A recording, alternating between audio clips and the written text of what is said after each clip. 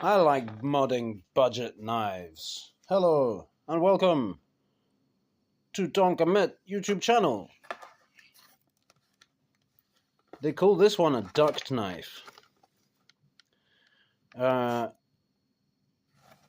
know, the human body is also full of ducts, and when those ducts get interrupted, the organism becomes inviable. That's how we use fancy language on YouTube to avoid the censorship.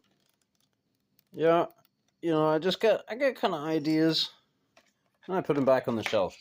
But we made some headway with the compact folder.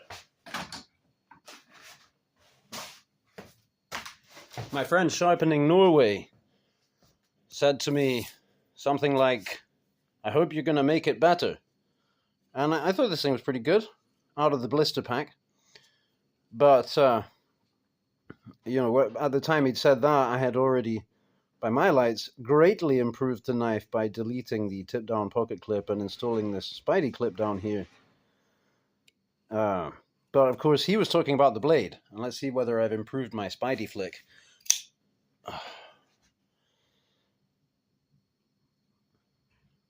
So I've been regrinding.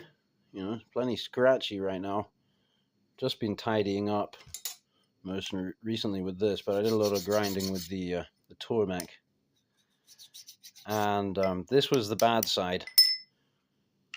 I don't know whether this would have been all machine ground, but if it was a machine that did all the blade grinding, it's a right-handed machine, because just like any right-handed grinder would tend to do, they're stronger on this side, and so you end up with the blade kicking off a little to that side.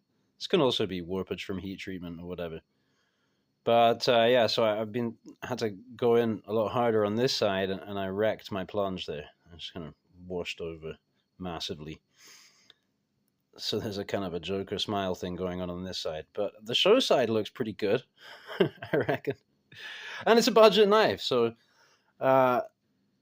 there's an issue. I've been kind of ruminating on the issue with the stop pin here.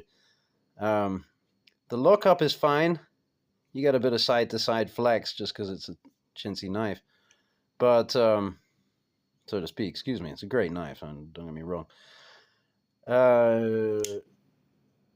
Here, there is a little bit of, see that? I'm not sure what the sound is coming from, actually. Oh, I know what it is. It's definitely the detent, this little detent pin on the lock bar here. That would need to be polished. But yeah, there's a gap. There's a kind of a gap here. It's kind of reminiscent of a two-step trigger. You know, you got the knife and you, yeah, 1, 2, but or you try and do it all in one. Yeah, so we got to tune the detent still.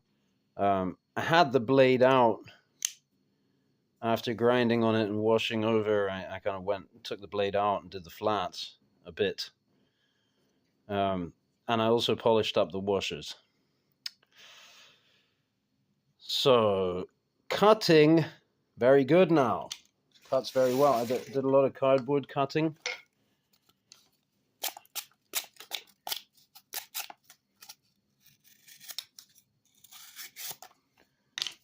And I did some whittling. This handle works really well, grippy wise. It's just a good handle shape. And this pocket clip doesn't get in the way. You know, the old one would mash you here, or you'd mash it.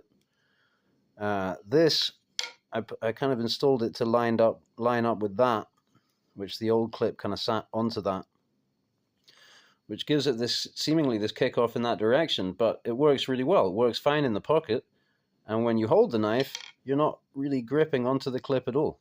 The clip is just sort of resting on your palm there. So the ergos on this knife are great, but there is this one issue.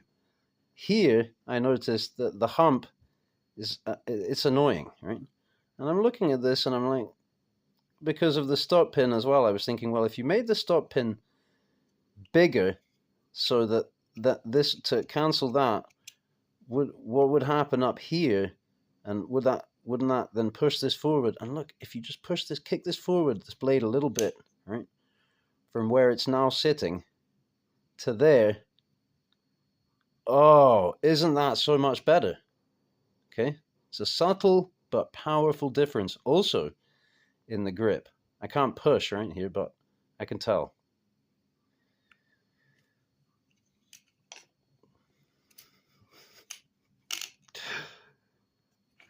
We'll keep at it. Thanks for watching.